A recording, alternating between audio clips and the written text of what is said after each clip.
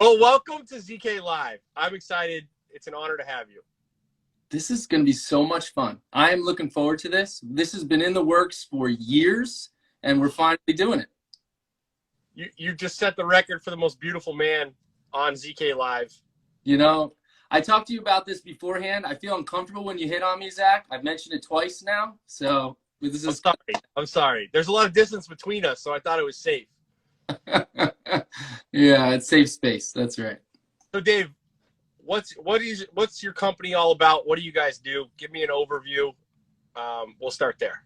We're a painter. We're just like everybody watching. I'm a painter. I'm one of the people. We're just lucky enough that we're a little more, we've had more time, more experience at it than most. We're in our 46th year business, and I was blessed to be given an opportunity to work for my family business. It was started in 1975 by my father and my uncle. They were business partners, and they took it up until about 5 years ago, and then retired. And myself and my two brothers have been running it since. We started, pretty early on, though. It's not like we just started 5 years ago. We've been at this for a better part of 2 decades now. So I feel really lucky to have that opportunity because it's a great business to be in. I feel like the service business, you can put it on your shoulders and you can make it happen. And I don't care if you're a one-man operation and have the desire to be bigger, or you're like us and you've got 130 bodies that work for your company. You have every opportunity in the world to make it in a service business. So I'm happy to be a part of that. Yeah, the bar is fairly low in our industry. And if you answer the phone right now, you're a hero. Yeah, that's right. Yeah. In our neck of the woods, the phone's been ringing off the hook these days. It's funny, at least in the Northeast where we are, right? I feel like we hibernate in the winter. We go radio silent right after Thanksgiving.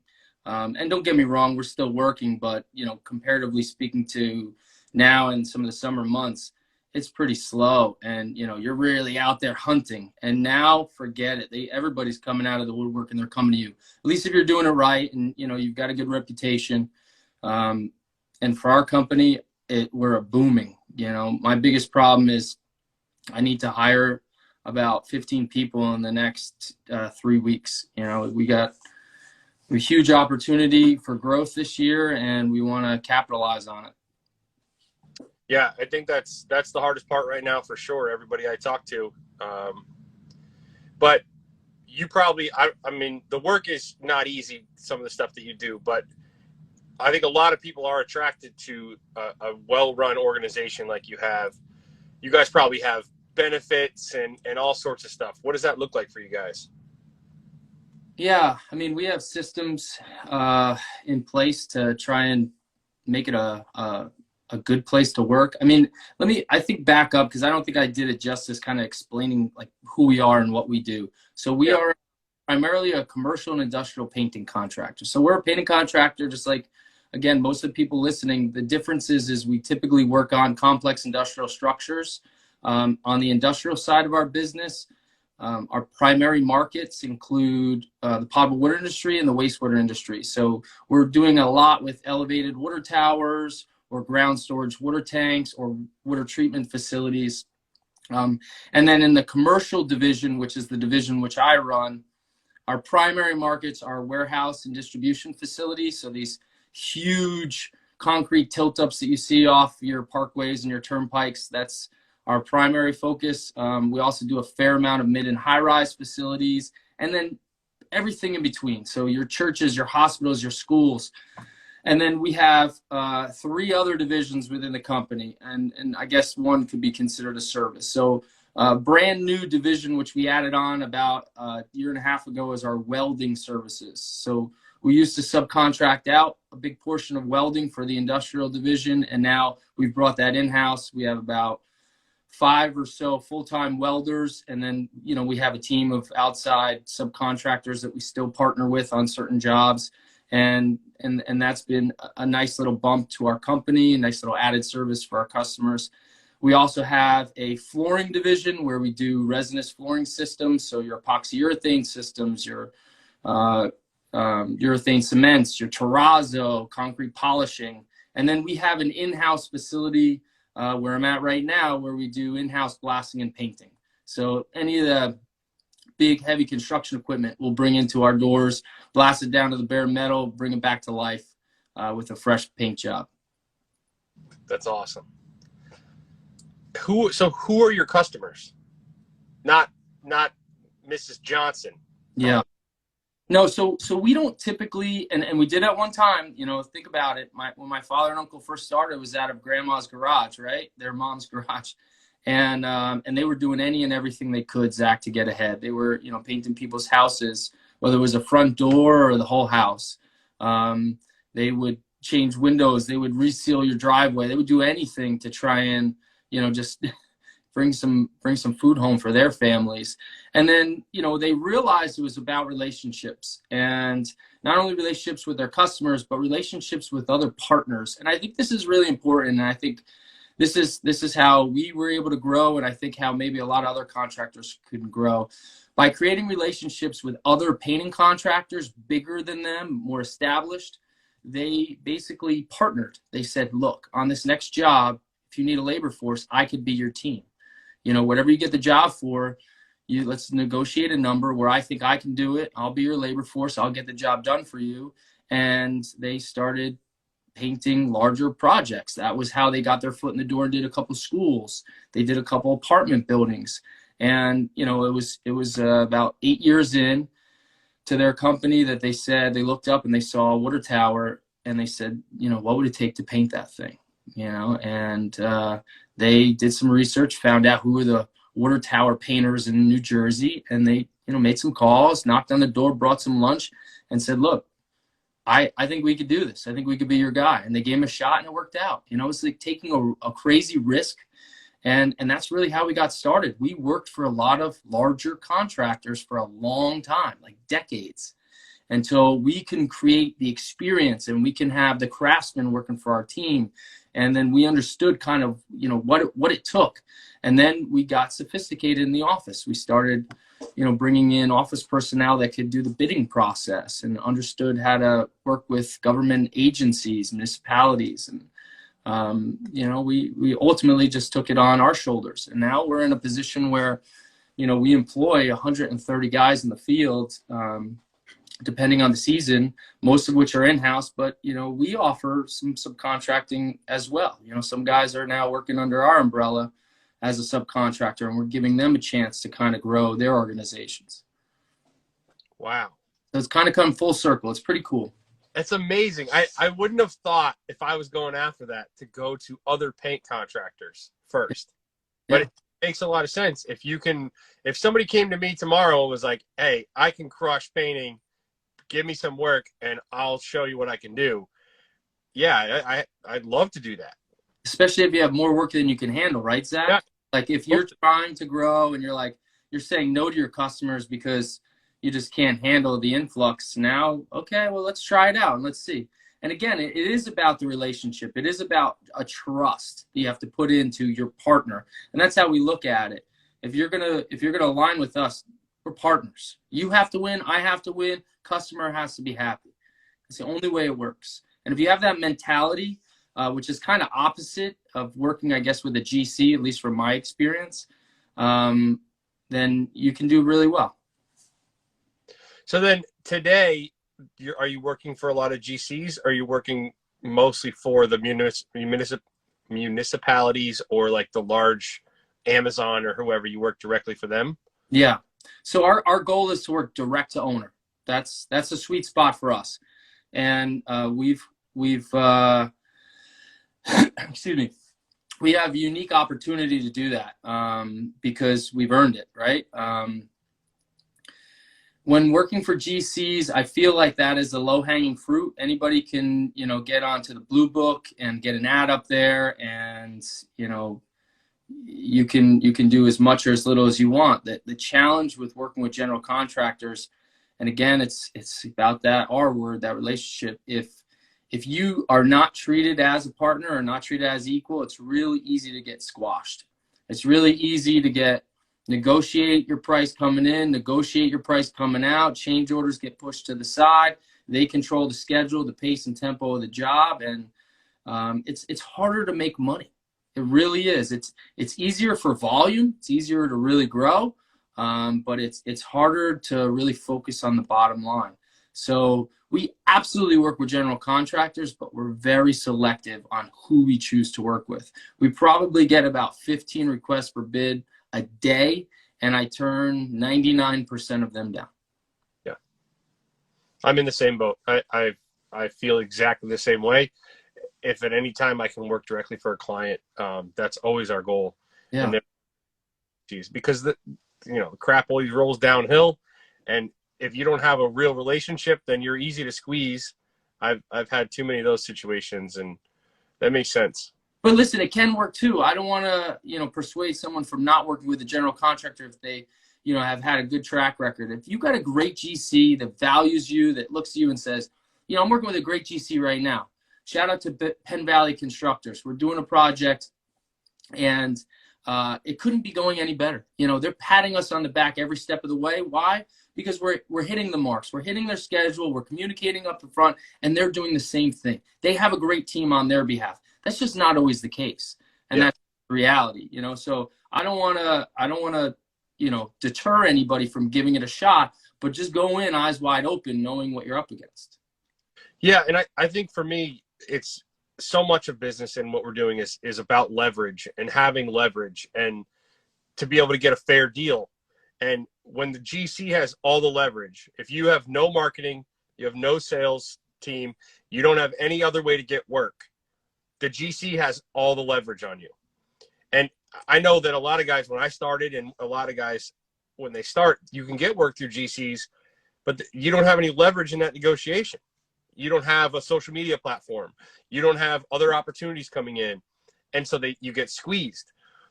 Now we have some leverage where we come in and we're treated as an equal to people who want to treat a painter as an equal. Right.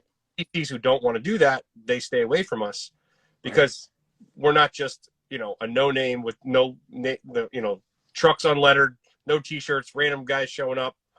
It's easy to get squeezed when I was doing that. Yeah. You want people to want you, right?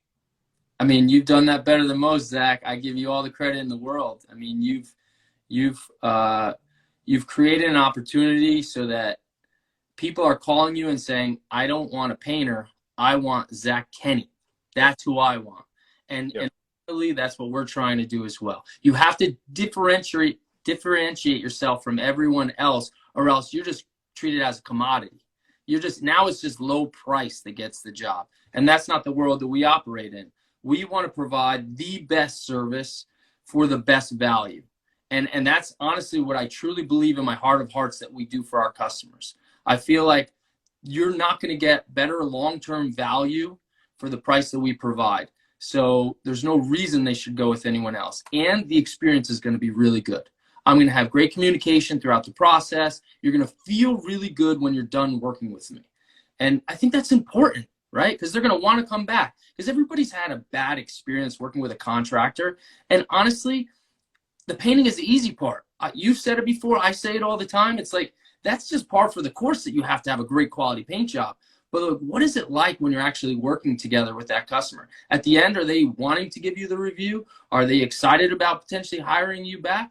Like, that's what it's about. So, we try and impress upon our customers that that's what they're going to get when they work with us. And if they just want low bid guy, that's cool. I get it. I understand. Sometimes I've looked at it through that lens too. I'm just not your guy, and that's okay. And it's also the best way to get your final payment. I mean, you can have the nicest contract in the world, but the best way to get your final payment, in my experience, has been to make them want to hire you again, make them happy to hand you that final check. Yeah. A good paint job is never going to be what gets you that final payment. Yep. Great experience, like you said. Yeah. And I wish I had learned that a lot sooner. Yeah. So when you guys transitioned to taking over the business, you and your brothers, right? Mm-hmm. What did it look like then? So I think we have to go back a little bit further than that.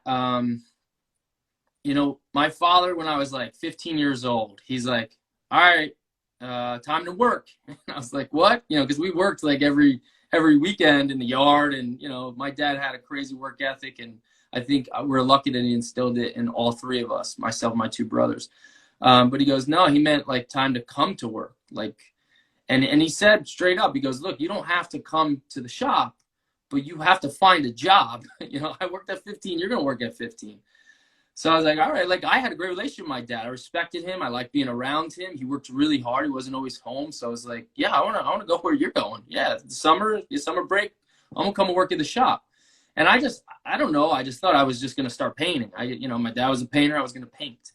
And he was like, it was like the old Mr. Miyagi approach. It was pretty cool. He's like, no, you're going to sweep the floor. Like once you sweep the floor, and then we'll talk about what you're going to do next. We're going to sweep the floor, and here's how I want you to sweep the floor. And you're going to start here, and you're going to finish there, and I'm going to inspect it when you're done. And I'm like, okay.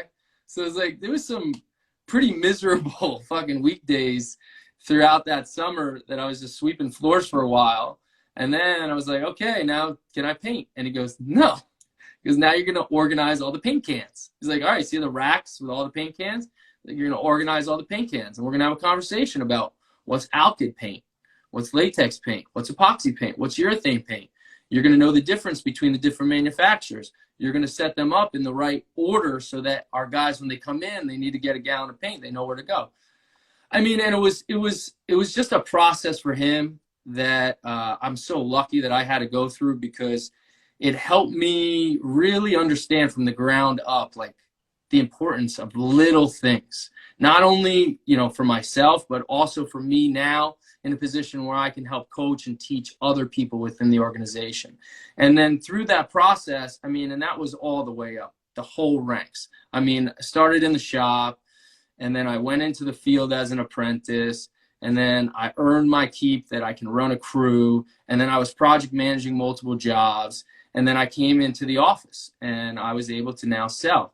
But it was a way for me to earn the respect of my teammates and the employees around me. And then it was also a lot of those life lessons that I still carry today about work ethic and about earning your place at the table. And I just thought, you know, I made these assumptions in my own mind that I was just going to come in out of high school and work for the family business. We had a pretty good established business at the time, and I was going to join the crew. You know, I wasn't really sure. I might go to the military. I might go to college. I applied to a few colleges. But, you know, more than anything, I knew in my heart of hearts that I was going to end up here. So I was like, yeah, we'll join the business out of high school. And my dad goes, the hell you are. He's like, no. He goes, you can join another painting business. He's like, go ahead. You know, I'll give you a list of 3 different contractors. It'll probably be big contractors. You might be able to get a leg up and, you know, learn from them. And, you know, if you want to come back after 5 years, you can come back. Or you can go to college and you can learn something, and then you can bring it back to the company. And that's what I really like you to do. And that's what myself and my 2 brothers did. We all went into college knowing that we were going to come back into the company. And we all took different paths to try and learn something that we can add value back to the organization. And I think that made a big difference. And then, you know, it was every winter break, every summer break, we were here working with the company. And there was even times where we were running jobs and going to class. So it was a great lesson for me to try and, you know, really recognize that this is what I wanted to do. And I knew that I had a purpose. So when I went to class, it wasn't just, you know, I was taking a BS class. It was like, hey, this has an end game. This is working towards something bigger. And I feel really lucky that I had that opportunity. Yeah, I mean, that's huge. I mean, so many kids. I went to college. I didn't have, you know, you just float around. Yeah. And then I went back to college and took some classes when I had a business, and it was like night and day. You're like, I'm learning things as an adult mindset of like, how can I take this real things and put it in my life? But I also, something that stood out to me that I get a lot of people, I talk to a lot to young guys who are starting, and I'm always like, why are you starting a painting company? Like, you have 3 years experience. Like, what are you doing? Like, you should go work for somebody and learn like the ins and outs of a business until you're running a crew, and then you're doing sales. You've done all the aspects, and then go start a company. And I don't think it's a coincidence that you paid your dues, you did all of that stuff, and now you have a very successful company because you have so much knowledge and experience. 3 years of painting, especially for a lot of these paint contractors, like 3 years painting is not, it's just scratching the surface. I mean, listen, there's a huge difference in being a skilled craftsman and knowing how to work a brush, a roller, sprayer, etc., and running a business. And that was really important, for my father and my uncle to impress upon us. More so, I'd even say my uncle really impressed that you need systems in place in your business, and then you need really smart people to run those systems. It's like if you could figure the business part out, you're going to be way better off, because just because you're a great painter doesn't make you a great painting contractor.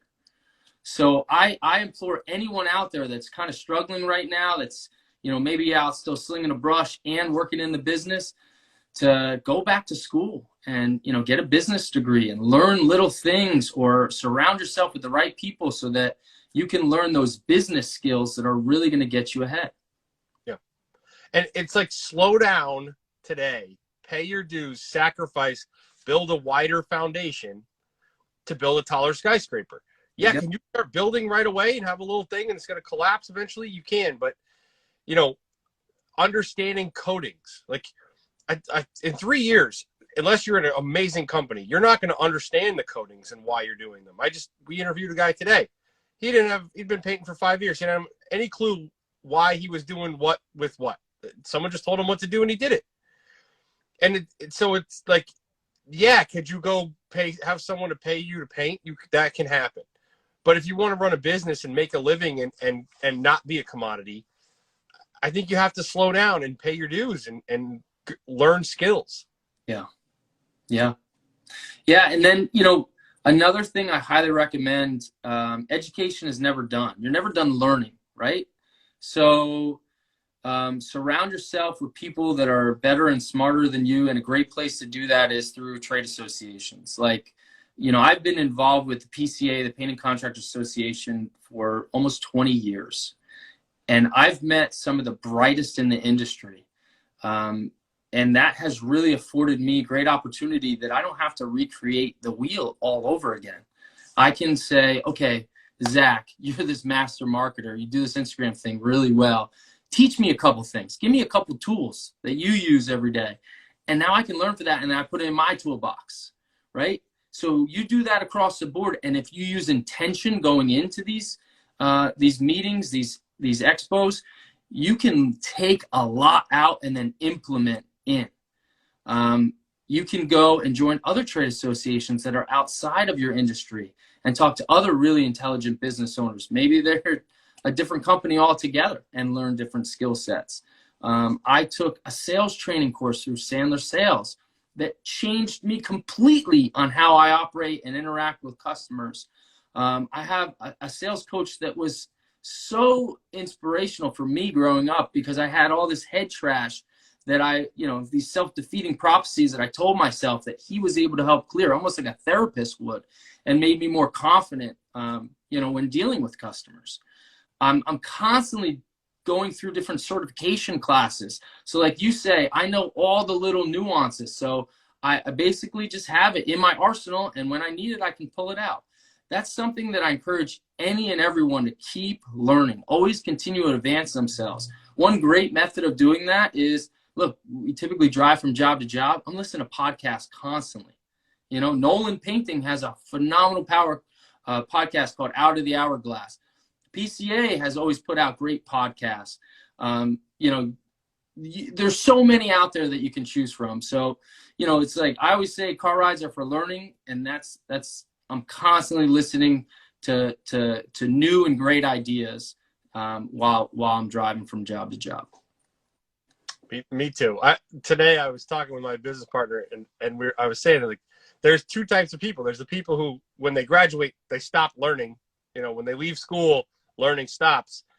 But the killers are learning more out of college than they ever did in college. Like I'm learning way more today than I ever did going to school, because now it has real life effects. And like you said, I drive all the time. So I consume a ton of content, and I try to surround myself with people who know more than me. And, you know, if you keep doing that, it adds up to something. Yeah. Yeah. Heck yeah. That's amazing. So you guys have 130 painters. How the heck does that work?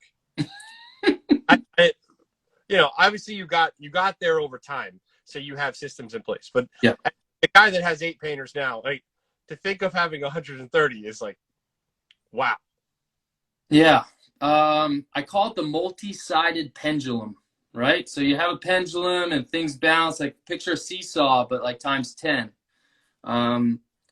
Everything has to kind of, when one thing goes down, you got to make sure you pick it back up. You know, it constantly has to, your business grows like this. And you have to be conscious always of whatever's at the bottom, because that's going to be your limiting factor for growth. And then, you know, it's just putting together the basic stuff that every business should have. Like, what is your vision? You know, what are your core values? What are your goals this year? What are you trying to hit? You get your team together, you get your directors together, you get your core people together, and you say, all right, here's what success looks like, guys. This is what we're going out. This is what we're chasing. This is where we need to get to. You're constantly checking back in. Here are the key performance indicators that, you know, you should be aware of, and I'm going to be checking in on. And then you have like a great organizational structure. You have a chart. Hey, look, you report to him. He reports to you. This is our standard operating procedure for how we do things. You know, we started out, like, I'll give one little tip, where 10 years ago, all of our salesmen were also our project managers. And there's many contractors out there that are still doing that right now, and that's cool, and it might work for them. But how we really got to the next level is we separated those two tasks, because we recognize that a salesman / estimator, we call them salesmen, right? Because our guys are primarily dealing with repaints versus taking drawings and plans and doing it in the office and spitting out proposals. So I'm going out to that big warehouse. I'm walking it with the customer. I'm doing a field takeoff there, and then I'll take that information back and put it into our estimating program. So we're actually, there's salesman skills involved when dealing and interacting with the customers. So, you know, we take all that information, and when we come back, we shoot out the proposal, and if the customer accepts the job, then we set up a pre-job walkthrough. This was a game changer. Pre-job walkthrough. My customer is there. I'm there as a salesman. I have my project manager there, and I have my crew leader there. And we do a pre-construction walk on every job. Everybody has a scope in hand. I set it up ahead of time with my team, so my guys know what they're doing, and I explain to the customer the process and what we're going to do. I need about 30 to 45 minutes. We're going to go through the scope. We're going to look for very specific things. And then from there, my project manager is going to run the job with my crew lead. They're going to take it over from there, and they'll be your main point of contact. And that does a couple things. That allows my project managers to manage the job. Why? Because that's what they're good at. That's what they are hired for. That's where their skill sets are aligned. I'm a salesman. I want to make that customer happy. I want to have the warm and fuzzy. And it's almost like a good cop, bad cop, because they have to be able to say, no, that's not included in the scope. We absolutely can do it, but there'll be a change order assessed that Dave will work up for you. You know, whereas the salesman is much more likely to be like, oh, we'll just throw that in for you, Zach. No big deal. And that also allows me as a salesman to kind of now focus on hunting to get that next job. So I sell because that's what I do. My project managers manage. And then there's a direct handoff to my crew lead. And they're taking the bulk of the responsibility. Why? Because they're on site day in, day out. And it should stop at them. If it doesn't stop at them, it comes up to my PM. If it goes past my PM, it comes to me. But God willing, it never gets to me. And my guys do what they're supposed to do to allow me to do what I'm supposed to do. So there's a separation of church and state. The more you can separate in your business, the more you can grow. That happens on every level. Now, so the thing that with these big companies, like, that always I think is the struggle for the small guys to understand, is like, we're still dealing so much with production issues, right? Because we don't have formal, I mean, some of us do, but like, we're working on them, but we don't have formal SOPs. Mm-hmm. But it's just like, the idea of selling a job and then getting the job done for me is like, it's way easier to sell a job and like way harder to get the job done, right? As we are today, because we just don't have guys who've been with us for 20 years. We don't have these deep ingrained systems. We're doing custom work too, but I think that's a piece when I hear people talk about like, yeah, then I just give it to him and then they just do a, you know, $500,000 job. Like how, like, can we talk a little bit about production? Yeah.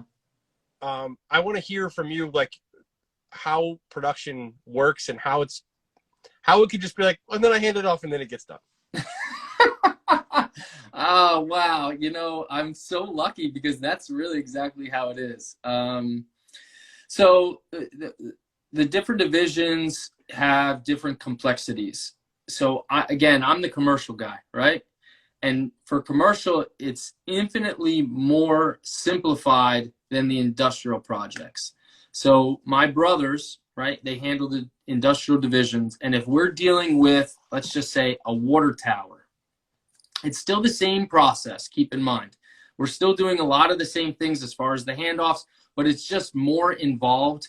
There's more detail that goes in. It's much more safety conscious. There is kickoff meetings. Then there's the job walk. There are some middle processes, so there's a lot more paperwork involved. We have, hazard communication plans for everything. There's JSHs, job site hazard analysis. The guys are using tons of checklists to make sure that, you know, certain things are happening from a safety and a quality perspective on the job. The guys have iPads, both in the field and in the office, that, you know, information is flowing to, you know, to and from. The job is set up in a very specific fashion. It's almost, you know, there's multiple phases. So let's just say we're blasting and painting the interior and exterior of a water tower. One of the first phases is mobilization, where we mobilize and we have to put our equipment in a very specific pattern so it's the most efficient it could be. And then from there, you set up your scaffolding containment, you know, and that could take a couple weeks depending on how detailed the scaffolding is. And then it's, you know, you're doing your surface prep. So we're abrasive blasting, and then there's always these fires that come up. The abrasive recycling equipment went down. Like, what do you do? You know, we have guys that are mechanically inclined that could fix it, but now you have 6 blasters that are sitting around, and you know, how do you switch things up to keep them productive? Every day they have a goal, right? You know, here's your production. This is what we need to do today, guys. You know, we got to blast from here to here in order to hit our numbers and hit our schedule. And, you know, everybody has a task, and you have to remind these guys of that. And that's easier said than done, right? You know, because shit happens on these jobs. There are complications due to the weather, or, you know, you had an issue with material or issue with the equipment. So there's constantly these fires that come up, but you've got to go in with the mindset that I'm ready to eat these problems for breakfast. I know they're going to come at me 100 miles an hour. I'm ready to take them on. I'm going to hit them one by one, starting with the highest priority, and work my way down that list. And if you can go in with that mindset, you'll be just fine, you know. And everybody has to have that common thought process so that you don't get overwhelmed. But yeah, I mean, it's not easy, but it's not impossible. It's about the people and the processes, and those processes are developed over time. There's no cookie cutter thing. Hey, this is McDonald's. You just follow this and it works in our world, at least that I found. But there are a lot of little nuances that you can do this really well, and you keep refining the system and having guys that care about it, and it's going to keep getting better. So you have a lot of stuff written down, I'm assuming. We have a lot of stuff written down, yeah. Yeah. I think that's probably the first thing for smaller contractors is like slowing down. And Slavic has done a ton for our industry to help people with this. It's like, just slow down and start writing stuff down. And, you know, in the world that I grew up in, I was never encouraged to ever slow down and do anything but put paint on things. And at ZKFS, at the school, like, we are always trying to teach people to slow down and think more and then do. But I think the residential world, at least that I grew up in, was just all go, go, go, go, go, do. And if you never stop to like write stuff down and make a plan for tomorrow, and like you said, I mean, the scale of what you guys are doing is so much larger that those inefficiencies would show even more. If you're doing a $2,000, interior repaint and you're 20% inefficient, you may not feel that the same way if you're doing a $200,000 job and you're 20% inefficient. But it doesn't mean that we shouldn't be doing it at my scale. Yeah, I mean, it's all relative. And in the end, at the end of the year, if you're 20% less efficient on all your jobs, it's a matter of time before you're going out of business. So Zach, I have a question for you, and I'm super intrigued. You had mentioned your finishing school. I'm now going to ask the questions. I hope you're cool with that. I want to know what motivated you to start a school. Like, what was it that you woke up one day and were like, I need school here. I need to teach some stuff. I answered the same question hundreds of times. Oh man, I thought I was unique. Terrible interviewer. So unfortunately, I had, not unfortunately. Fortunately, I have, a large following on social media, and a lot of people were asking me the same thing over and over, and I was happy.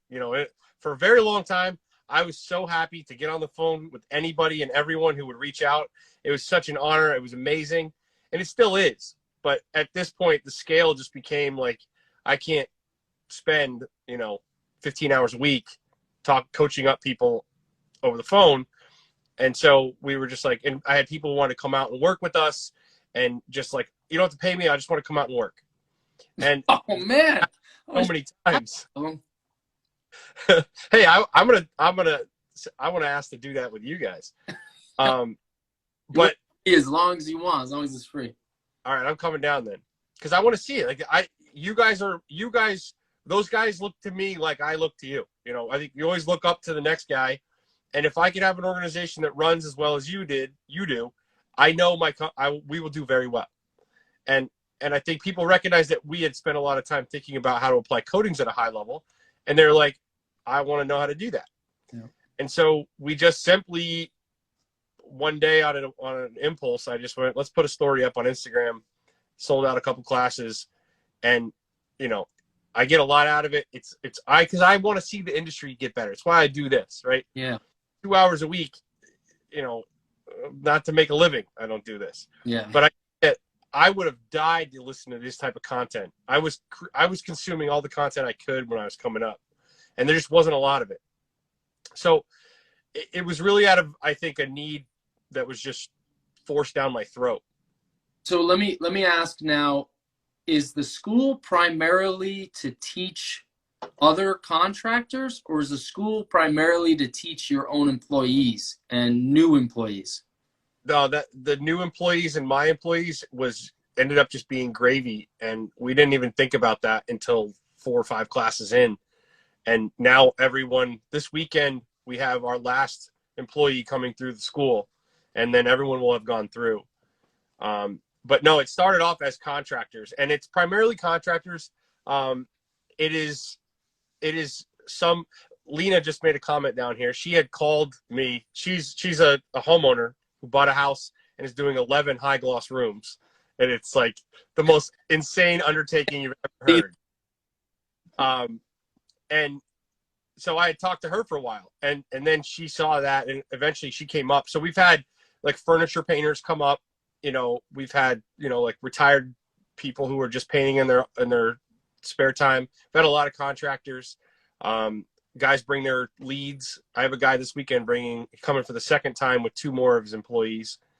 Because I think that you guys, I think you have some, I want to talk about your teaching and your training, but I think that a lot of us don't stop to like get good at training. And so it just sort of like, hey, go do this. Yeah. And then, hey, he didn't do it the way I wanted him to do it. And it's like, yeah, well, did you show him? Did you demonstrate? And then did you watch him? And then did you critique? And then did you watch him? And like, did you do it formally, or did you just like say something to him one time? Yeah. And expect him to just like digest it like someone who does it all the time. Difference. So yeah, it's just sort of been like and there's just not a lot of formal places to go learn in our industry. Like, where do you go? When I was trying to learn stuff, I read everything on the forums I could, and that was about as far as I could get. Paint talk, right? We were talking about that. I was the silent dude who never made a post, who read every single post. I was a young kid then. I would everything. Yeah, the good old days. Yeah, and now there's social media out there, and now there's different trade associations, and there's different opportunities for certifications. So, you know, one cool thing that we do, Zach, that's in line with training, and that's something that we believe in wholeheartedly, is we built a state-of-the-art training facility here in my shop. It houses about 30 people. This is pre-COVID. It will house 30 people. And, you know, we have a projector and we have surround sound, and it's all conducive to a learning facility. And we offer different certification and training programs. We partnered up with NACE. We partnered up with SSPC, now AMP. And we're going to have Nick Slavic come in, I think, next month and do one of his master classes through us. I think he's coming by YouTube, which is cool. And then we do our own in-house, you know, training. For our team, we have an apprentice training program. We do a lot of our onboarding there, you know, for safety and quality. You know, it's become a part of our culture and who we are. You know, I hire people with great attitudes, great work ethics, overall good human beings, and then we'll train you to be a great painter. You know, it's like I just give me the core necessities, and then we'll train up. And you'll be part of something bigger than hopefully what you came from. So, you know, training is an integral part in our success, and I believe that. It's not like, this isn't just like I was talking about before, where you should never stop learning. It's the same thing with painting. There's always something different. You know, maybe you're getting tired of spraying a commercial building and you want to learn how to, you know, squeegee out epoxy floors. Well, great. We have an opportunity. You can go sideways. Maybe you want to make a little bit more money and you're not afraid of heights. So you want to get in, work with the industrial team, you know, and start abrasive blasting on a tower 200 feet in the air. No problem. We got a spot for you. You know, so there's always different opportunities for that career ladder, whether sideways or up. And I think that's what makes us unique. And that's why we have really low turnover here. Most of our guys stay with us for a long time, and we celebrate that. I mean, we got a plaque in my conference room for years of service, and there's another plaque right next to it for certifications. You know, we reward people at our holiday party. You know, you're coming up to the front. You got a certification that year. You're coming up to the front. You're getting a check to say thank you. You're getting your name on the plaque, and you're getting recognized by all your peers. That's a big thing for us. And we make that special because they're not easy too. I mean, some of these classes are a week-long class, 8 hours a day. It's 40 hours, and then you have to take a practical test, and you have to take the online course, and they're not easy to pass. I mean, I know because I went through a lot of these certifications.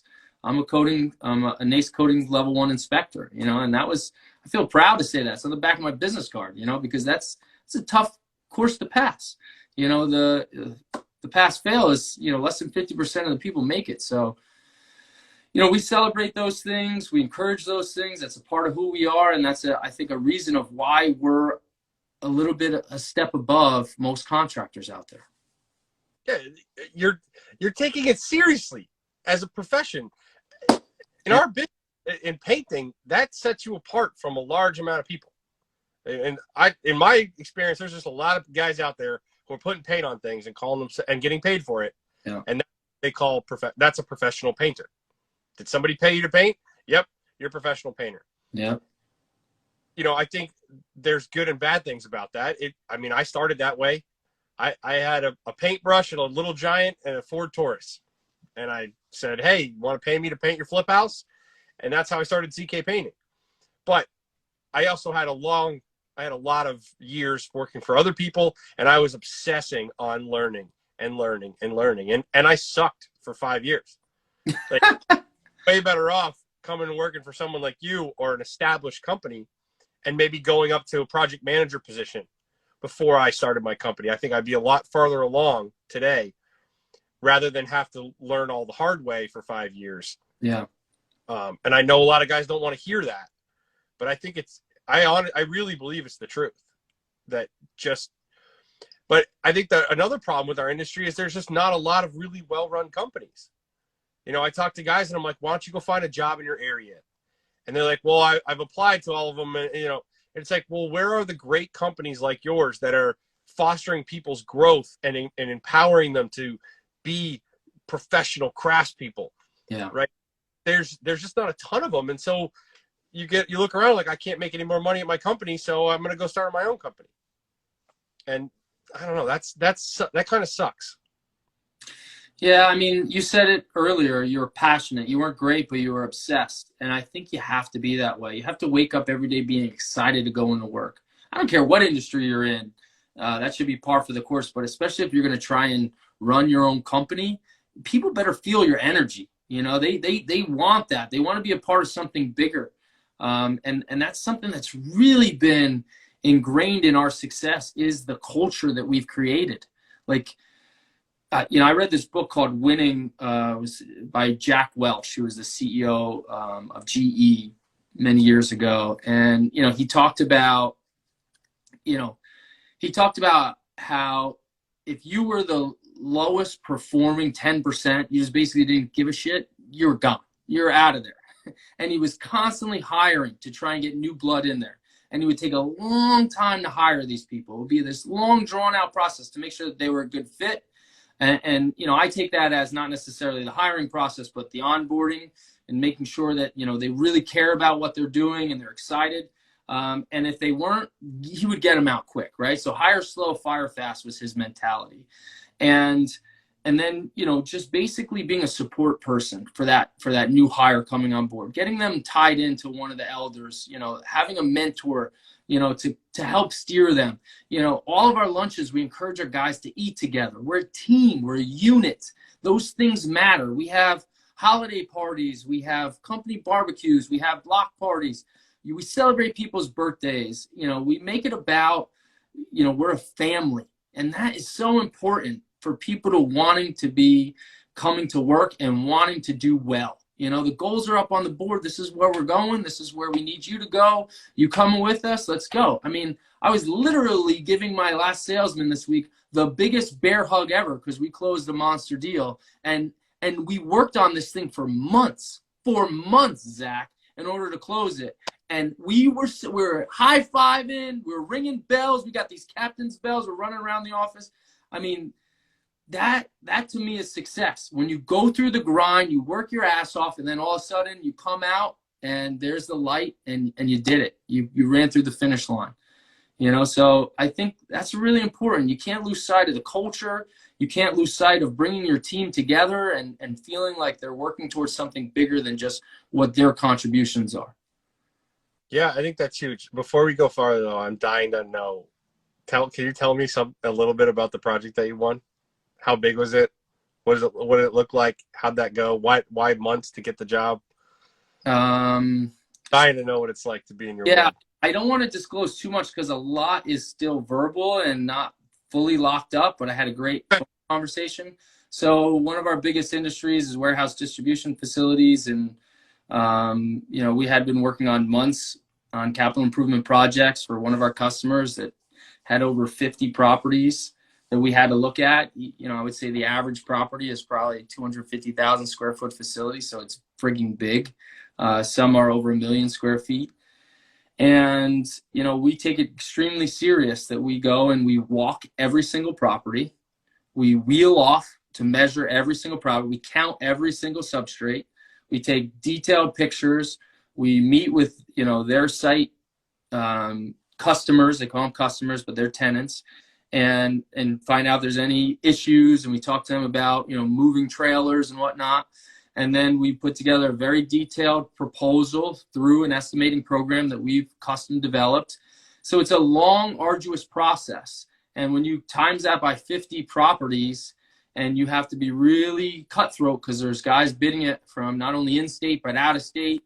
And then you know, find out that you did really well and got a lot of them. It's a friggin' good day. It's a good day. So we found out that, you know, right now verbally we got a lot of those buildings, more than we've ever gotten. And it's just good problems, is those good problems that you just pray for. So yeah, we're really excited about that. That's we're jumping past some levels that I didn't think we'd jump past this quick. Last year was one of the best years we've ever had, and we're already on track to beat that. So I'm pretty excited about it. Wow. All right. Well, I won't push you any farther. That's badass though. Yeah, it was big. It was big. That 1 week, basically, in 1 week, I potentially can land more business than I landed all year last year. So that's big week. Big week. So now, that's what I've been going through. I've been selling way more work every week after week than we can produce, like at a ridiculous rate, and it's freaking me out. I left the job yesterday, and I'm like telling my wife, like, I don't know if I'm gonna, and I keep raising my prices, and I'm like, I don't know how much higher this can go, and which is, for us, that's pretty crazy, and I was like, oh, I gotta limit this. So how do you just go, all right, well, you just sold in a week what you sold in a year. How do you outfit? Are you going to use a lot of subcontractors? Because I mean, I've been trying to hire for months now. Yeah. And it is not easy. Yeah. So we already have a lot of painters, right? So that's good. And, you get to a certain point where you kind of have to slow that faucet down and not bid as much and be honest with, future prospects. Or you have to ramp up and you have to hire new people. And it's kind of a combination of both. So we're in the process of now hiring a recruiting manager, somebody that all they do is hire and onboard, because we're going to be in that situation really soon. And then, the struggle is, like, we have really good, solid crews, but we're going to have to split them. We're going to have to create some new crew leads, out of those crews. And we have some guys that are up and comers that I think can, rise to the occasion. And then they're going to take on, 1 or 2 new guys in their crew. And then it's, about having our superintendents and our project managers really managing the teams to make sure that that quality is there, so that nothing slips. And, I feel very confident, at least on the commercial side, that we'll be able to ramp up. But yeah, there's definitely, there's a lot of hiring that needs to be done in order to, handle not necessarily what we were just awarded, but knowing that it's really early in the season and I don't want to have to say no. I want to be able to continue to bring jobs. So, yeah, we're in that growth mode right now. But the one thing that we talk about all the time is slow and controlled growth. I don't want to just grow for the sake of growing. Bad things happen that way. When you lose sight of the quality or you lose sight of your margins because, you're not hitting the production rates that you should be, and that's how you bid the job. Yeah, it's not worth it. Those are bad problems to have. Those are bad headaches. I'd rather be at a much more manageable level with slow, controlled growth, so I know that my customers are satisfied and my margins are there, versus just an all-out blitz and, hey, whatever happens, happens. It's not healthy to grow that fast. What do the timelines look like for your projects? Does that if say you win 10 of those buildings, do they come with an expected completion date? Yes. Everyone has a set schedule. The good news is we typically dictate the schedule. The challenge is you basically have to the end of the year. So you have until October, November to complete all the work, and you have to provide a schedule on how you're going to complete them. And then that schedule, which is a timeline that's already established in the proposal, gets included into the contract. And then once you start, the clock starts. So you have to finish, whether it's a 30-day turnaround or a 90-day turnaround. And it's all, again, relationship driven. Right. So we have a good relationship and we have a great track record of always hitting the mark.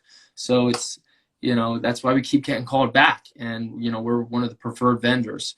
And, look, we have, a few select good customers, but the beauty for us is we've been around for so long. We've got such a good reputation. We're extremely diversified as a company. So I don't have all my eggs in one basket. We have those couple, like 2 or 3 contractors that throw the big jobs, the a lot of jobs, which is phenomenal. We love them. We take care of them. We go above and beyond for them.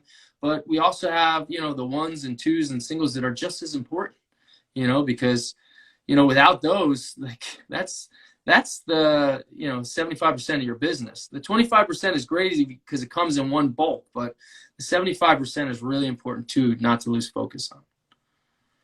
Now they're doing, when they call them capital improvement, are they doing that by the end of the year for like tax purposes? They need to like spend that money by the end of the year? That's correct. Yeah. Okay. That's crazy, man. It's a whole nother. Now, then they pay you like 4 years later. Pretty much. Yeah, you know, payment is different for everybody. You know, you set the terms. We do monthly progress payments. That's how we typically do it. We ask for money up front. We don't always get it. We typically, when we write the scope, we set the payment schedule, and we typically ask for 1/3, 1/3, 1/3. 1/3 down, 1/3 at 50%, 1/3 upon completion. And most of the time they get scrapped, and we negotiate some kind of a deposit up front and then monthly progress payments. So let's just say we're filling out an AIA contract, which you have to basically disclose all the line items for the job. Maybe you'll do mobilization, prep, prime, paint, right? 4 line items, and you give a percentage complete at the end of each month, and then they pay you based on that, typically within 30 to 45 days. I would say that's the norm. But yeah, it's, you know, collections is unique. It's something that, you know, we've learned it's an art. You know, we have very specific strategies for how we collect money, and that starts with the minute the job is awarded. You know, I'll tell you one good thing that we do is the minute the job's awarded, we ask our point of contact, who is the person we should be talking to when we submit our invoices? You know, who's the main point of contact? Because it's not always the person that you dealt with initially. You have, you know, accounting department, right, that we go through. Once we find that person, my accounts receivable coordinator talks to their accounts payable coordinator, and they become buddies, right? And we have a pad letter or email that goes out, and hey, what do you need from me? What can I get? My name is this. What's your name? We create a relationship. And then from there, it's like, all right, we know the person's getting the invoices, because that's always what you hear is that, hey, we didn't get paid. Well, I never got your invoice. You know, it's like, no. Now you got my invoice. I know who's getting it too. And then from there, it's how timely do you submit your bill? We tell it. The faster we bill, the faster we get paid. So every week we have an accounting meeting. All right, what needs to get billed? What jobs are we at? What percent are we doing? And it's like clockwork. Those bills are going out, invoices are going out.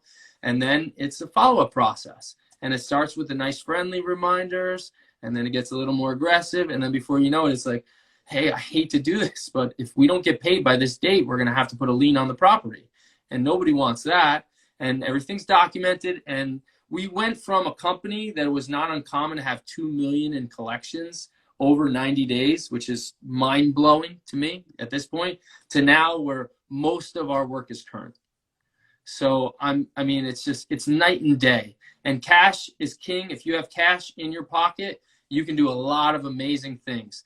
The minute you could be successful, you could have 10 jobs rolling right now and 10 more on the horizon, and they're all profitable, right? But if you don't collect quick enough and you miss payroll one time, your team thinks the ship is sinking, and they will jump off that boat quicker than you can blink.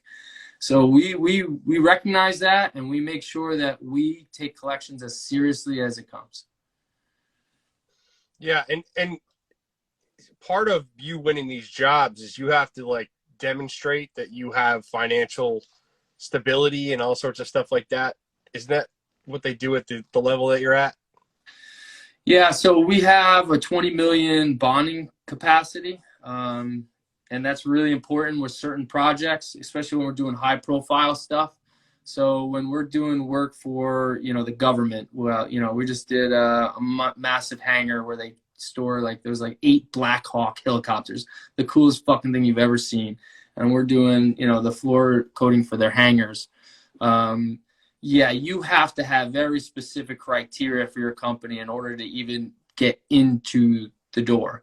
You know, they evaluate you personally. They look at, the equity in your company. They look at, if you've given any political contributions, if you have any connections to Iran. I mean, the stuff that you wouldn't believe it. They definitely lift up your shirt and they look to see what you're working with. We work really hard to have a good relationship with our bonding partners and our banking partners. Those are two really important relationships to us as well. And we keep them close because, we have a line of credit. Most of the time we never have to touch it, but we have a really big line. God forbid shit hits the fan. And, a year ago, it was looking right around this time. Like it was like, buckle down, guys, because we don't know what tomorrow's going to look like. And it's really important to have those relationships because, we took a lot of money out at that time to just prepare for that rainy day because we felt like it was there. There's a lot of really specific things, but that's, again, about that pendulum. You kind of learn those things as you grow and go through the movements. And the minute you get your hand smacked, oh, no, you can't bid that job because of this. All right, well, how do we get that? Let's go. Yeah. Yeah. So it's just, you just learn you learn as you go. Yeah. It just strikes me just how much of a business and a company you guys have become. And, and it's inspiring.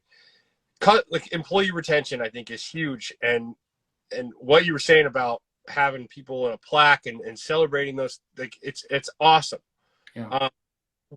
I'm curious, as much as you're willing to share, about like employee compensation. How do you compensate people? I'm sure guys do pretty well. They make careers out of this stuff, right? And it's a good word, Zach. That's what we say when we have a new applicant that walks in. We explain that we don't want them to think of this as a job. We want them to think of this as a career. We want this to be the last job that you ever have. We want you to be a part of our team, a part of our family. If you bust your ass and work hard for us, we're going to work just as hard to keep you here and keep you happy and feel like, the sky's the limit. We compensate our people really, really well, I think. And I think if you talk to them, the far majority would share the same. And that's whether you're in the office or you're in the field.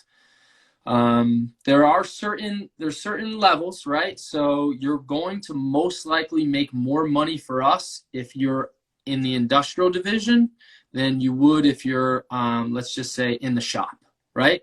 And the reason behind that is there's hazard pay involved. If you're willing to go up on a scaffold or up on a lift or, abrasive blast, there's hazards involved there. There's more training that's involved. And in turn, you're going to be paid more.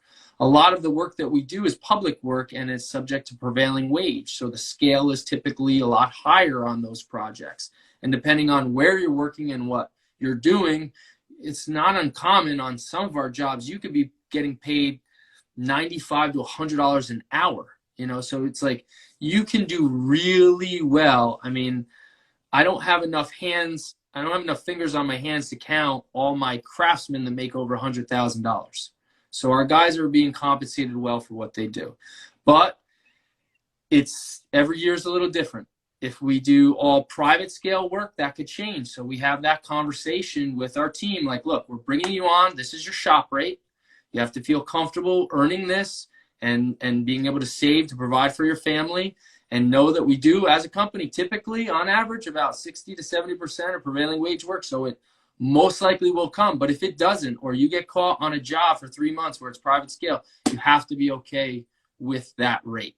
Don't come to me and say, I only want to work on prevailing wage jobs, because the rate could change and fluctuate and it gets complicated. But we have those conversations. We talk to our guys about, saving money, about investing into a 401k that we provide. So we want to talk to them about being financially considerate with how much they bring in, because, some years it could be a lot of money. On the office side, we try really hard to take care of our team if the company has a good year and they contribute to our growth and success, they're going to see a bonus. And some of our guys, whether it's a project manager, and almost across the board, everyone in our company in good years sees some kind of a bonus. Some are much higher than others, especially if you're a salesman and you're really driving revenue. You're that rainmaker that's bringing those projects and that profit in, right? Your margins are really good. Man, we're going to take care of you a lot, right? So yeah, we pay top dollar, but we expect the best from our guys. You know, it's like the only way this works, and we try and impress upon our team, is like the company has to earn a profit. The only way the company earns a profit is if you bust your ass. And this is what that looks like. You got to do this, this, and this. You hit the numbers on the job's successful, company does well, you get more money. Like, it's pretty simple. So if you can explain that to them and they have passion and they enjoy what they're doing and they're all driving towards that finish line, you're going to do all right. And I think we're just in that place. We're just lucky we have great people. It really is about the people in the service industry. We have great people that care. Everybody's got different personalities. You got to be able to kind of roll with it. But, you know, I try and, you know, provide that enthusiasm and energy when I talk to each other. I want people to feel like they're special. I want to know every one of my employees' names and ask about their weekends and their kids and show that I care, because I do. Like, this is my baby. This is my father's baby, and now it's my baby. And I hopefully want to be in a position one day that, you know, I could pass it on to the next generation or the next group of employees that want to take this thing to the next level. So your team, in order to do this type of work, you have to be in good shape, right? Like, it's physically demanding to go abrasive blast 200 feet in the air, I would imagine. Oh, yeah. Yeah, it is. Yeah, I mean, picture a fire hose, and it's 150 psi, so pounds per square inch. So almost the same amount of pressure that water is coming out of the fire hose, but it's sand, and it's coming out at such a velocity that if you run it across your arm, it's going to dig and rip off the skin, and you're going to have the nastiest blood bruise you've ever seen. I mean, this is not for the faint of heart. There are techniques in how to hold that hose. There are safety precautions so that if that hose gets away from you, it's going to shut off and not be blown around and sandblast the guy next to you. You're in a very dark, dusty environment for long periods of the day. It's extremely physically demanding. Yeah, it takes a toll on your body working out in the field, and I know because I did it for years. It's not for everybody. You know, we get some guys that come on board, Zach, and, you know, day one, they go up in that lift 100 feet up, and they go, no, take me down, I'm done, this is not for me. We get some guys, they work for a week behind the hose, and they're like, I don't want to do this anymore. I'm spent. I can't. I'm done. You know, it's not uncommon. So it's not for everybody, but, you know, if you got grit, if you feel like, you know, you like working with your hands, you're mechanically inclined, it's a good career. It's satisfying to see the transformation that could take place, to take infrastructure and bring it back to brand new again. You ever see the documentary about the bridge painters? I've heard about it, but I never saw it. It's great. Was it? Watch it. And you just see it, like, it's a brutal job. Yeah. You know, and that environment and the noise and I've blasted a little bit, and yeah, and I was blasting outdoors on a lift, like, to be enclosed, and oh man, yeah, that's why the guys are getting paid the way they do. Yeah, that's exactly right. They deserve it. Hands. Yeah. That's crazy, man. So let's talk a little bit about safety, because we are looking to Carney, my business partner, wants to talking about safety more. And I'll tell you, for me, no one talked to me about safety one time in my entire painting career. So my first instinct when someone says, let's talk about safety, and I'm just like, oh, come on. Like, you don't know how to stand on a ladder? What are we talking about? Right? That's my first initial instinct. It's not the right one. I'm not going to defend it at all. It's wrong. It's wrong. You're wrong, Zach. It's way wrong. So tell me what safety training is all about. Safety is priority number one. So we tell our men. It is our job to train you so that you come home safe to your family every day. It is your responsibility to be safe, not only for yourself, not only for your family, but for the guy standing to your left and to your right. You have a responsibility to them. And we take it as serious as it could possibly come. What does that mean? That means before you step foot in our shop, let alone go out to a job site, you are being put through a 2-day intensive safety training course where my full-time safety manager is going to walk you through a series of videos and comprehension tests, many of which are OSHA and many of which have been modified that are specific to, what we're seeing on our jobs. They have to, then basically go through a back and forth with our safety director, my brother, the president of our company, and express how they understand and have comprehended what they have just watched. And then we give them a series of their own PPE, so they get their own safety equipment. And, we talk about how to use that equipment and what happens if it needs to be replaced or it gets damaged in any way. Then they work in our shop for a period of time where they're kind of managed about, are they using the safety practices that they just watched and learned. And a lot of the guys, believe it or not, have come from another company or it's something that they've learned in a past role, at least to some degree, right? And then, once they go out to the job site, then it's game time. Then, we are getting feedback from their crew leads on, is this guy a team player? Is he safety conscious or not? What do? We have an online platform that we use called TrueQC. That helps us manage the safety and quality on each job. We do job site hazard analysis that are specific to the hazards of that job. All our guys are briefed on that before we start. We have a safety trailer that goes out to the job. So if they need any extra PPE, whether that's safety glasses, gloves, hearing protection, they can go into the trailer and grab it. It's not, we hoard this stuff. It's completely open to them. Our safety manager is going out with his checklist and he's doing audits every single week. There's an audit done on each job so that a report is filled out to make sure that we're, hitting all the marks, and then that report gets forwarded over to our customer. We do a lot. We have a program, a near miss program where, look, if something potentially could go wrong and you see it, report it. You're not going to be penalized for it. You're going to be rewarded. We're going to hook you up with a gift card because we want that information. We want to encourage guys to speak up and speak out. So it's those are things that we take very seriously, and it's again a part of the culture here. We are very, very sensitive about safety. It's something that hits me near and dear, Zach, because when I was 21 years old and I was working in the field, I was still in college. I fell from a scaffold out on one of our job sites. It was one of the last days of the job. I was inside of a water tower, and I was up about 7 levels up on scaffolding. It was a rigid scaffolding, frame scaffolding, and there was one last beam that we just had missed with caulk. So I went up there with an air caulk gun. I'm, the young, hungry owner's son. Let's go, give me it. We had just pulled the outriggers, which are the safety supports that kind of support that structure. And I was like, just give me the gun, man. I'll do it. And, I should have never done it. It was my mistake, my fault. And I couldn't reach one section, so the guys went to push and move the scaffold.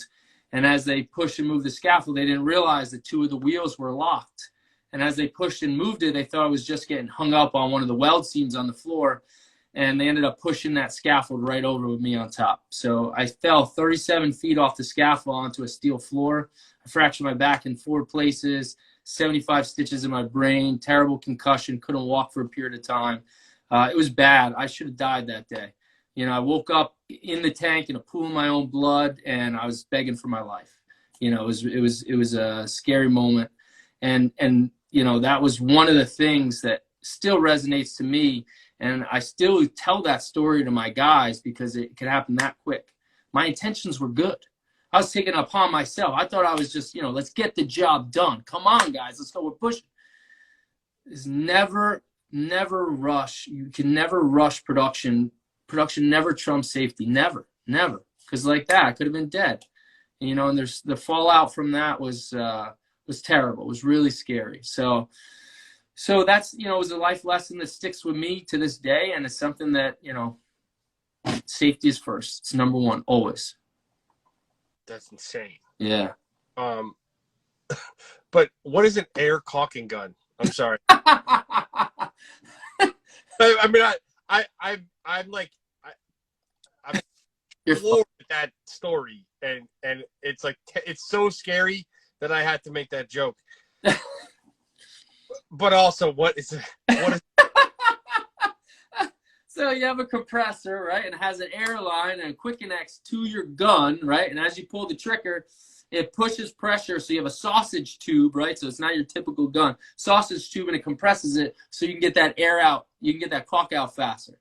It's just basically a way to move faster. There's all different tips and tricks. It's not your grandma's caulk gun, you know what I mean? Holy crap. You have an air-powered caulk gun, huh? We got a few. I might have to. No, that would be really bad on one of my job sites if we were using air-powered. I wouldn't recommend it for the type of work you do. I've seen the Instagram video. Oh my God, no, that would be a nightmare. Holy shit! I can't, like, picturing that is. So you had scaffolding set up inside of a tank? Yeah. Dude, we need way more Instagram content from you guys. All right, like way more. I'm gonna come down and we're gonna. Not you, bro. I don't walk around my phone. I'm not you guys, yeah. And because I'm dying to see this stuff. We have some crazy shit. My brother has like hours of footage that I wish he would put together. We're just so busy that he's just not curating it right now. But we have some really cool stuff that's hopefully on the horizon. We'll get out soon. Yeah, you guys, like the scale, the scope, the satisfying videos that you guys should be viral every week. It's nuts. Oh, time lapses. So next Monday, we're putting 30 guys on a job. We're gonna paint a house in a day. Hell yeah! And we're gonna do a time lapse from a drone the entire day. Wait. How does that work? The drone battery's gonna die, no? We have my videographer went and bought like an insane amount of batteries. And geeking out. He's so excited about it. And he's like set. You can plan the loop that the drone will go on like automatically.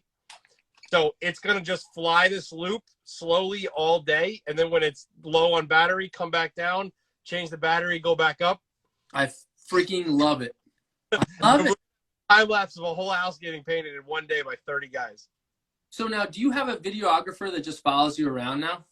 No, so I do 99% of the video content or my guys. But for something like this, and I've the videography, he's obviously way better. I have some fun videos coming out soon that we did with the green screen and stuff with him. Cool. But honestly, like, it's overboard to have. I mean, what we do with our iPhones, you know, it's so good that what it would cost me. Now, you should have a full-time in-house videographer. Of course.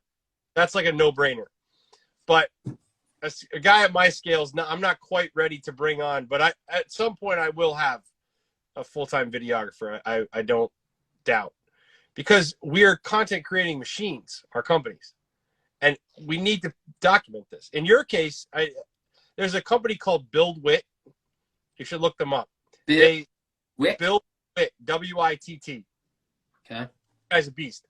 They only do marketing for like earth moving companies, like huge, massive companies that just move earth, that have had like 0 or 1% marketing budgets for most of time because it's all like government work. Yeah. But his company's blown up because now they're marketing in order to bring in people. It's for employees. So all that content of what you guys do is so cool and is so sexy to people who are into it that if I'm you, my marketing is not to bring in work, but it's to bring in employees. Ooh, I like it. I like where your head's at. I'm taking notes. Selfishly, man, I just want to watch all that stuff you guys are doing. Yeah, we have some cool shit. My brother, oh man, they've been down in the ground. We do these hydroelectric facilities. This is like a new market for us. I should say new market. We've been doing it for probably the past 10 years, but it's just ramping up. So he goes like underground, like a mile down, and then there's these huge turbines down there that it's basically takes one reservoir, right? Comes through this massive penstock, which is a big pipe, and then it goes through this turbine, the water pushes it, and then it creates electricity from there. So they have all these like lockout, closeout procedures, they shut it down, and then we go in and we abrasive blast and recoat these turbines. And when you go down there, it's like you're in an alien planet. It's so eerie. But yeah, he's got some. In fact, we just won an award. Tomorrow, it'll be announced for Coatings Pro. I think NACE has got this online thing, and they're going to announce it for this Bear Swamp project that we did for that job. So yeah, we got some cool video and photos of that. Dude, I'm coming down as soon as you'll let me. I want to see this. I'll be here tomorrow. Oh, dude, don't tempt me. All right. Well, I'll be in touch. I'm going to come down soon. Yeah. Maybe. But, dude, what you guys do is, you know, it's the big boy stuff, you know? The scale is, I'm just obsessed with it, but the scale is so large that there's no room for error. Listen, you call me a big boy, but when it comes to Instagram followers, you're like 100. How many followers do you have now? I don't even know you subscribe. 40, yeah, something. 40,000 and something. That's a lot. 500, almost 550 on TikTok, but I haven't posted. I gave up on TikTok. It's boring. It doesn't drive revenue, so I stopped. There you go. But yeah, so I think this has been awesome because I'm just obsessed with making the level, like increasing the bar for painters and showing what is possible. Now, everyone watching is not going to go out and start doing water towers tomorrow, but I think that we can take the professionalism, the amount of thought that goes into it. That's one thing with anyone who's been on the show that's doing well, is how much thought goes into what they do. No one's just showing up and doing. Yeah. You know, being a professional is about thinking and planning and, you know, mastering your craft on so many more levels than just applying paint. Yeah, if there's one big takeaway for the people that are viewing this, I would say surround yourself with the right people, right? You might have heard the old saying, you know, you are the sum of the 5 closest people you spend the most time with. That's so important, man. And it's so much truth there. You know, we're involved with different peer groups, right, of really successful large contractors, and we've grown so much just through osmosis, just through asking them questions. When you go to these association events, find the guy where he's got 6 other people surrounding him and he's in the middle, and be prepared to ask that guy a question, because I promise he has something to share. You know, buddy up with the right people. Join a committee. Get on a board. You know, you learn through risk. The growth happens when you're uncomfortable. Like, really put yourself out there to try and, you know, get to that next level through doing stuff that you haven't done in the past. You know, constantly continue to learn and evolve and take things in. And, you know, look, it's not going to happen overnight for most people. You know, it can. Don't get me wrong. You know, you could be a ZK painting and be a success story. Hey! You know, but 10 years of blood, sweat, and tears. I'm just playing. I know that. I know how hard you worked. Yeah. But yeah, I mean, I think that's really important for the viewers and listeners out there to know. Like, that's how we did it. And then it's just not me. It's that multiplier effect. You got 10 other guys doing the same thing. They're all passionate. They're all driving. They're all pushing. They have different goals and skill sets than you, and you're all working towards it. That's where it's at. That's the sweet spot. Dude, I love it. All right, we have 3 questions that we ask everybody before we wrap up. I need a DIY painting tip. A DIY painting tip? Hey, man, I had an idea on the first episode ever that one day we will go back and do a compilation of all the DIY painting tips, and we'll have a very successful viral video. I don't know. It's working out, but I still ask it to everybody. Do-it-yourself painting tip. That's what you're asking me. Do-it-yourself painting tip. Sugar. DIY. So if I was going to go abrasive blast my own water tank. I don't think I'm thinking about painting I painted this weekend, by the way. My wife and I painted the shiplap accent wall that I built myself and I'm very proud of in my daughter's bedroom, and we painted it. And my advice for painting shiplap is make sure that your drop cloth is secured properly so you don't get drips on the heavy nap carpet like I did. Okay. Oh no. Yeah, that was me. Night protection. That was me. Yeah. What did you call the loadout? What do you call that for you guys when you bring all the tools and stuff and set up? Mobilization. Yeah, we got to get better mobilization in our residential jobs. That's right. That's right. All right, I need your favorite piece of painting paraphernalia. It could be a tool, software program, piece of equipment, whatever it is. My estimating program. All right, now we have to talk about that for a couple minutes. You have an in-house custom. Tell me about this. Oh God, it's my pride and joy, and it's the bane of my existence. I've put probably 5 years into a custom estimating program that I built on a FileMaker platform, which is a Apple subsidiary. So it's a think of it as like a big app, right? That I can use on my PC, I can use on my iPad Pro. So it's the intention behind it is it can be used in the field.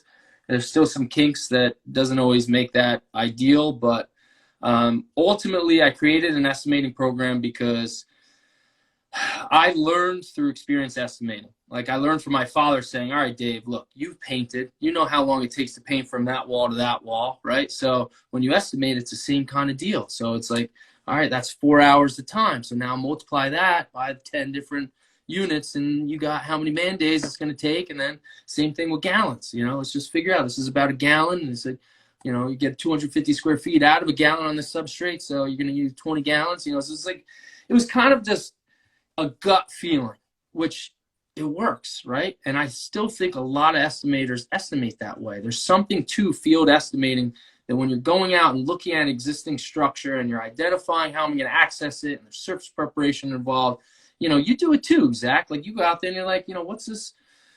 There's a lot of factors that go involved. But when you start getting to the next level, like we're at, and you have a $500,000 project that you're looking at, and if you're off on that job, or worse, you have 8 people selling for you or estimating for you, like I do, and they screw up, you got a problem, my friend. Like, yeah, when you realize before you start the job that you already underbid it and you're not making any money, that's a bad day. So I wanted to avoid that. And I wanted something that I can create that would have checks and balances so that I can basically make it easier to hire the bartender, the guy that's so good with people, his personality for days, makes everybody love him, but is a little stunad. So I'm going to give him a system for how to estimate, right? And that's what I created. I created a very simplified system. The back end is the most complex estimating program you've ever seen. It has a production rate for every substrate. It has built-in easy, normal, hard features for access, for surface prep. There's so many things happening with this program because it was everything that I've ever known about painting built into it. And the front end is as simple as it gets. Within 5 clicks, I can do an entire estimate. Like it's literally that cool. And it gives me these detailed reports, and it's, in my opinion, a little bit of the secret sauce that I've created over the years to make us really refined so that I have a check and balance, because we still do it via experience estimating. I'm still asking them to measure every substrate, count every unit, and then give me their gut. They're writing down on that spreadsheet exactly what it's going to take from a man day perspective and gallon perspective. And then the minute they put in how many units and the minute they put in what is the square footage of that given substrate, it's now going to shoot up what the production rates are based on the PCA estimating guide and compare it next to their field rate. And in a snapshot, you're going to see a line-by-line comparison of the two. And to me, like, it's going to basically give you that check and balance system, and ultimately get to that accurate, right price every time. So I feel so confident going in on these jobs that I have the right numbers, Zach. I really do. So my bidding is as tight as it could be. And that's a reason I think we're super successful, because I go in with confidence. If they say they got another guy at a lower price, I'm like, good luck, bro. Go get him. Especially if it's way lower than what I'm coming in at, because I know firsthand that guy's going to try his best not to lose money. He's not going to do that job perfect. He's going to cut every corner so that he can make a profit. And that's what I try and explain to my customers. Like, it's a reassurance tool. I bring the program with me. I walk them through it. I hit a button. I have a conversation, Zach. Like, we walk the whole project. I put in all my information, and I basically then say, all right, Zach, have you given any thought to what this project is going to cost you? Do you have a budget in mind? And most of the time they say, oh, no, I'm not willing to share, just give me your best price. Well, what if I told you you're probably going to be around $250,000 to $275,000? And, you just wait and you watch their – Shut up. You shut up. You shut up. You watch their eyes. You watch their – you watch their body language, and you try and pick up on kind of like, oh, yeah, that's where I thought it would be. Or, wow, you're crazy high. Like, I got another guy half your number. And if you can't express and convince them why, then it's all good. Like, you're probably never gonna, and you just walk on to the next one. But you don't do anything else. You don't go back to the office and put in an hour and a half on that proposal. You're done. Or, you explain to them how you came up with your numbers. Look, this is 46 years of experience built into this program. I'm going to show you exactly how I got my numbers and where I came up with it. I do this. I paint more warehouses than anybody in the state. Like, trust me when I tell you, I'm going to be really close. Like, so you might be able to close that job right there, Zach. And that's what I'm trying to do. Right on the spot, I'm going to try and close it. Hey, look, if the numbers look good and we agree, I could probably fit you in the schedule in about a week and a half. Does that work for you? Okay, great. I'll close the job. I'll award it. We'll sign agreements. And then in 2 days, I'll have my project manager. We'll do our pre-job meeting on site with my crew lead. And, it's like, it could be that easy. What I want to do is I want to close. I want to have a high close rate. And I want to know that we're doing it. So, that's something that I think we do that's different than most. And it really has helped us get to that next level.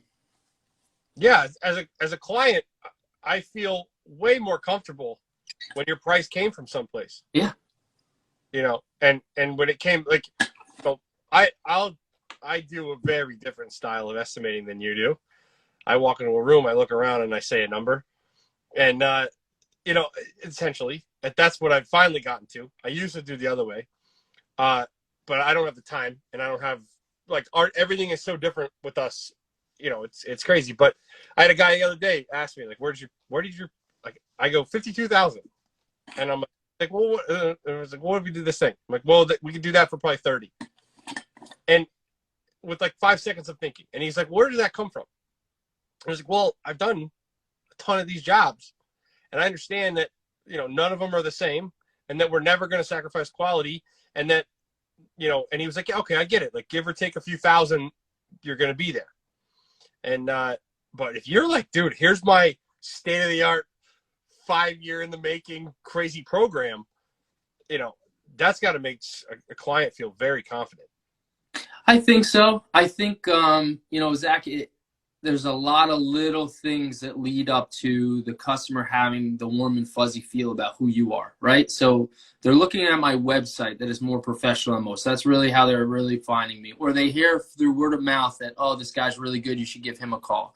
And then the initial phone call, I'm asking all the right questions to try and understand their needs and what they're looking for, and to qualify them to see if this is the right fit for us. And if it is, then I set up an appointment and it has a meeting request tied into their, calendar. And I follow with a phone call before I leave to make sure the time still works.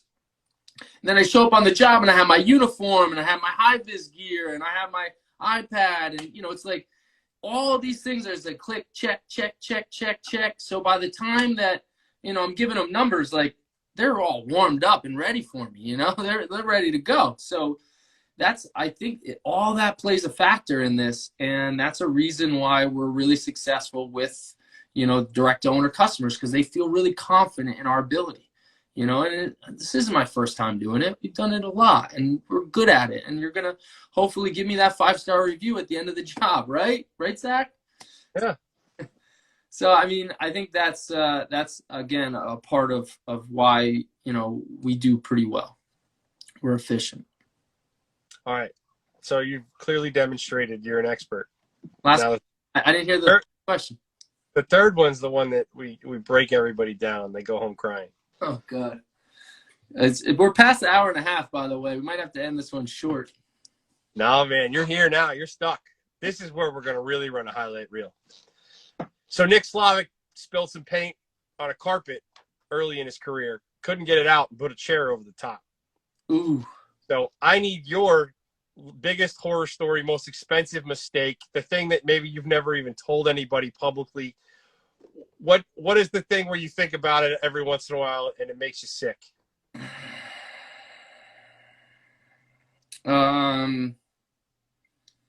We did a job for a university. I'm not going to say the university.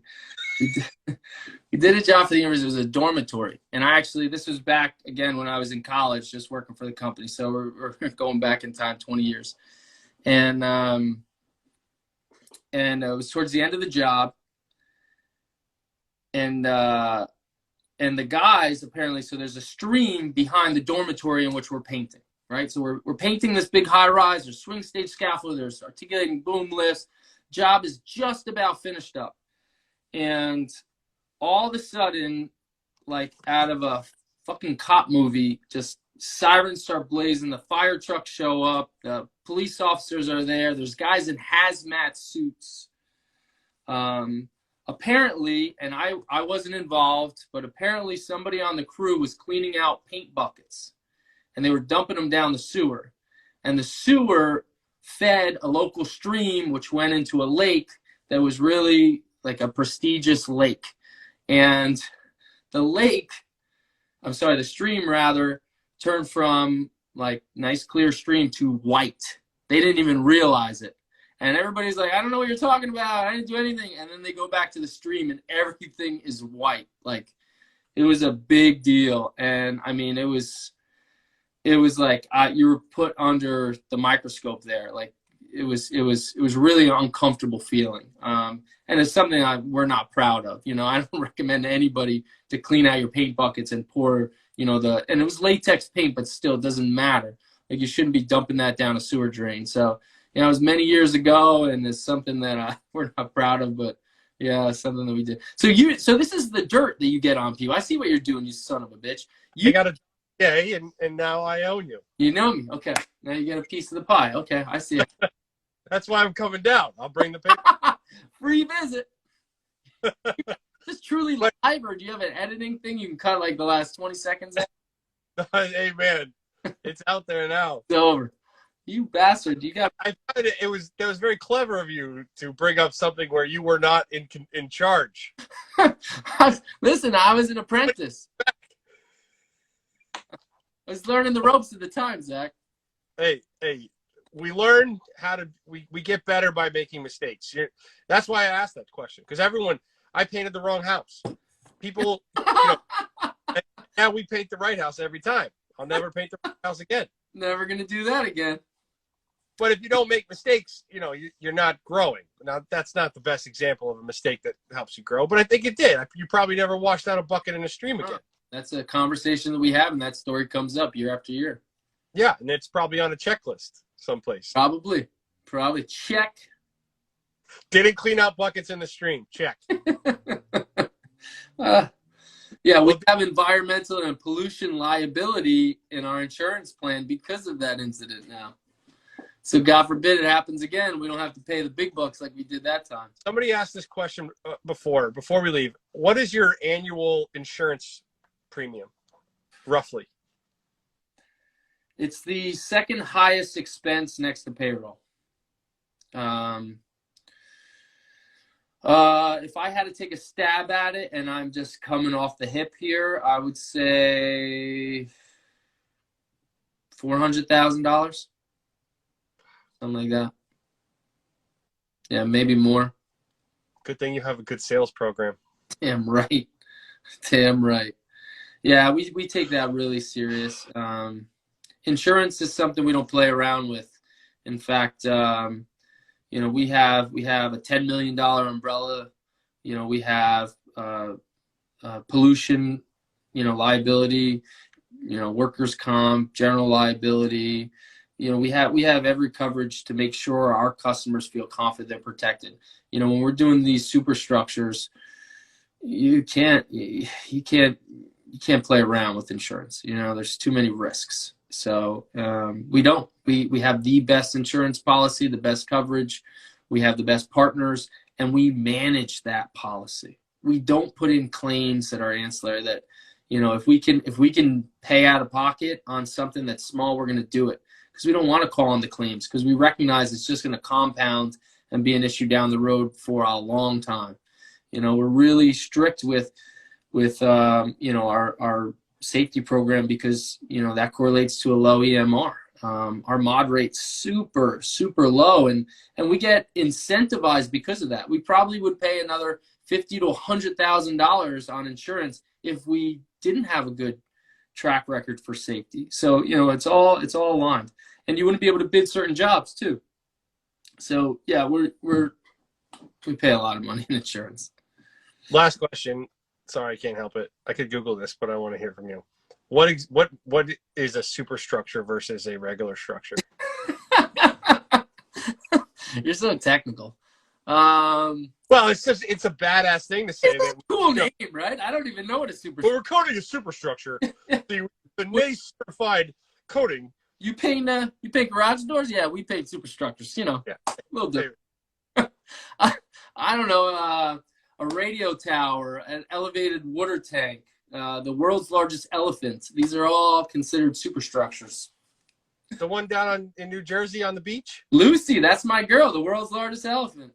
No way. We're going to be hopefully doing her again this coming summer. You know, we are Lucy's dedicated painter. We love Lucy. In fact, yeah, I'm gonna walk with you for a second. I'll show you my girl. This is Lucy.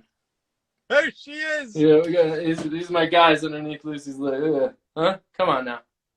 There's nothing better. Nothing better. All right, buddy. Well, hey, this was fun. I feel like you're going to ask me another question, so I'm going to end this conversation for us. I appreciate your time a lot, Dave. Yeah, no, this was a great time, and honestly, I'd love to have you down, Zach, and hopefully, yeah, I'd like to come up and see your shop too. And get a feel for what you guys do up there. Where are you in relationship to Newport? I'm 20 minutes away. Newport's one of my favorite places. I'm on the way to Newport for you. You pretty much have to pass us to get to Newport. All right. Well, I'm going to take my wife on vacation in Newport, and we're going to stop at your spot on the way up. Beautiful. I'll probably come down when Slavic comes down, and maybe I'll come down a day early or something. I want to see one of your job sites. I want to see as much of the tools and equipment and the everything. I'm obsessed. I think it's the coolest thing. I don't know. It's not what I do, and I'm obsessed with large, heavy equipment, and I know you have lots of cool tools. Well, listen, I'll bring you down. We'll get you in a blast hood. We'll get you tanks. We'll have some fun with it. We'll have some videos of you feeling uncomfortable. I love it. Man. Well, get back to your family. Thank you so much. Yeah. And we'll talk soon. Later, bud. Later. Boom. The man, Dave Scaturro. Thank you guys all for watching. That was awesome. So inspiring to talk to people who are killing the game, who are 10 steps ahead of me. I'm always just like, what are they doing? I want to be more like that guy. But we will be back on Tuesday. If you guys aren't, we have finishing school this week. I think there's one spot open. We're going to have one spot not filled. Somebody backed out. So if you guys want to have an emergency CK finishing school class this weekend, we have space. I do a private Q&A Sunday nights on Patreon. Love to have you guys there. We do a lot more behind the scenes stuff. Clients are not allowed to join. We talk crap about all of our clients. No, we don't do that at all. But I do give it much more behind the scenes, unedited, I wear a hoodie and have my hair all messed up, and I tell you about all the stuff that bugged me all week that I don't say out to the world. So if you want to be part of that, there's a link in the bio. You can check it out on Patreon.